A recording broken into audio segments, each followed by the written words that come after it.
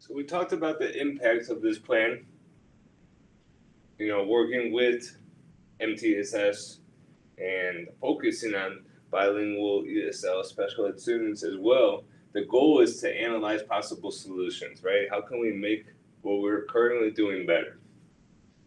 And to do this, I kind of had to think about what does that look like, right? Well, it looks like improving school culture. If we can do that, we can make a lasting impact. Um, and to monitor that, if we're actually doing what we're supposed to be doing, um, we need to implement data collection tools. So a change management process is required in order to implement best practices.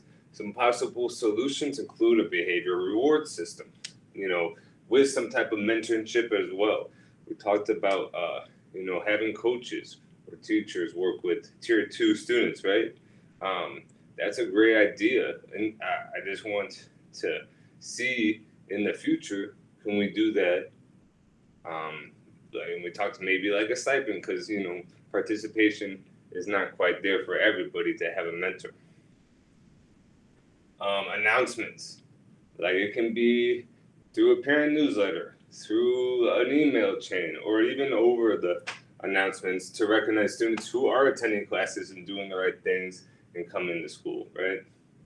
Data collection tools to identify at-risk students and implement response intervention strategies. We already do that, but there's always, like in anything in education, we can make things better, right? So how could we make that data collection more fluid and more reasonable for teachers to complete and be aware of? Data shows that our goal for attendance this year is 92%. It's a straight fact. The board is trying to get to that point. This year, the focus is on freshmen. Below is a snapshot, comparison-wise, month to month, right? So last year at this month, we were at 88.5%. This year, at this month, we're at 92.82%. So we're making that impact and achieving that goal. Attendance grew last year overall, but right now we're growing. So, hopefully we can get to 93%, right? And make these small impacts. And that's kind of the goal for my plan, right? Improve school culture, make small impacts for at-risk students, and get that attendance rate up. The data shows, and we talked about this already, but there's a top 25 list that we've been looking at and identifying students that we can pull to get from those students that are missing 9 to 12 absences, get that below, so they're not losing credit, having to go to attendance recovery, Saturday schools, and summer school, right? So that's kind of the focus. Find out what the barriers are, what needs to be addressed, and act on it. Cause and effect, right? Recognizing student attendance, progress, and timeliness is part of our school's vision statement.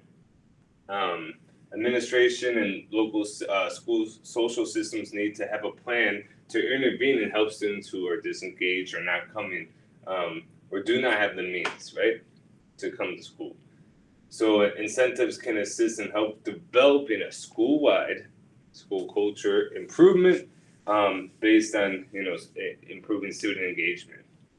So talking to Mr. Hernandez at the district level, figuring out and working with families on what is causing you to have a delay or not coming in all the time, right?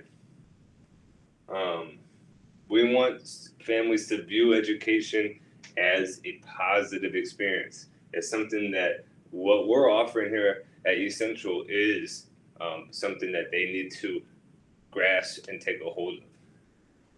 So they can be more involved and positively shape. We're going back to school culture again. Positively shape school culture. School-wide recognition, possible ideas that I kind of discovered, and I wasn't quite sure if we're in the process of doing it yet, but I have not seen it right now occur. Based on research, some ideas are a student of the month, right? One for each grade level or each subject, like core subject in English, freshman student of the month, an English sophomore student of the month, and so on. A perfect attendance awards, reward timelessness. So talking to Principal Gomez, let's look at the kids that are doing the right things and coming to class every day and doing what they're supposed to, right?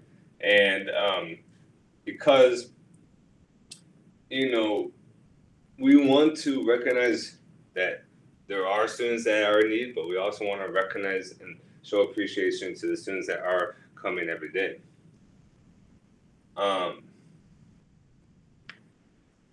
Also look at tardiness. Just because they're absent, if they have like 80 tardies, that's a problem too. We have to be aware of. How can we recognize students that are making that small improvement with tardiness? Recognize and reward families. Coordinate with counselors and social workers to figure out what resources are needed so those families can come to school every day and bring their child every day and feel like the school is a welcoming environment. I don't know. Those are ideas there. And then I also thought, like, what does TEA recommend doing, right? What does the state recommend? What are other schools in this area doing that are helping students school-wide? John Hattie's list. This is a well-known list that I use a lot in my internship program. But, like, what are the main things that influence students and teachers, right? And research shows, the higher the blue, the more impactful it is, or the longer the blue. But based on the data, response to intervention, self-efficacy, and classroom discussions could be research-based interventions for low-performing areas. In a sense, what that meant to me was when students see that their peers value education and are coming to class, they kind of will buy into, and so the goal is for a teacher to have discussions with students, all students, about, the importance of being in class every day, creating, engaging lessons that, pull students into that content. It's just reinforcing the belief that what they do at East Central can help them, later and currently. And also reinforcing the idea with help with, through PDs, professional developments for the teachers, like you want to encourage students to take that leap, to be engaged with the hope that it will, create a lasting positive impact on student learning. An idea for teachers in terms of professional development. We could bring in a leadership, all the leadership staff. We're talking about deans, ICs, APs. Just go over something simple like this. What does support look like for teachers? What's the definition? Everybody write their own definition of what support is for their teacher. Characteristics. What are some main things that you do to support a teacher? And what does that look like in terms of examples? And then what's the opposite, non-examples? And then share, collaborate, and reflect, and then come to a consensus and choose, a few that could be implemented by everyone, so there's some consistency there. For teachers, I researched, not only are we going to try to support students, average students in the classroom, outside of the classroom, but, it's also an idea of what can we do to help teachers. So a well-known study, it's called 4 Aspects of Principal Support.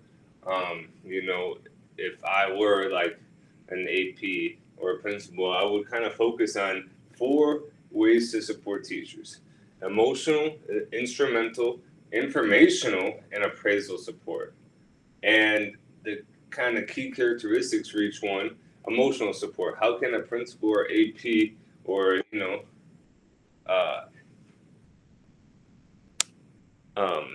or an AP provide emotional support? Well, it can be through empathy, listening to concerns, caring for that teacher, checking in, and establishing trust. Instrumental support, behaviors that could directly help the person accomplish the task. So, It's one thing to listen, but let's act on it. And that goes same with, information to help cope with personal or environmental problems, right? Acting on these two is a way of support. And then appraisal support, providing immediate feedback. So if I do a walkthrough observation and what I see, let me address that with the teacher as soon as possible. Because if you wait too long, things happen, we get busy, but then that chance to help that teacher is not as impactful. So some interventions based on data, it's a lot of information, but basically, based on data and research, the kind of key thing that I pull from this is parental support on campus is essential for the social, emotional, physical, and mental well-being of all students. From a counselor point of view, it makes sense, right? If parents are bought in and they understand everything that's going on campus and they value education, they'll instill that thinking onto students. If you think about it, families are with those students longer than we are. So we want to create opportunities for family engagement. I mean, that's an idea that I've always had. We're doing some great things this beginning of the year, but as we long-term plan, what are some other workshops on different aspects of education that we can offer parents, right? Maybe send a survey out. What do you want to learn more about? So there's an idea. And then the instructional leader will assure staff that this process will take time to accomplish and offer praise to teachers who are adhering to the vision throughout the school year. That's another intervention, right? If we have teachers that are bought in, yeah, it's going to take time, but I appreciate that you are doing the small things to make this, be an impactful journey, right? And just always kind of monitoring and offering that praise, so those teachers see that you acknowledge it. And so those are some ideas. There will be a survey sent out to targeted students and their families before and after intervention and implementation of this plan, right?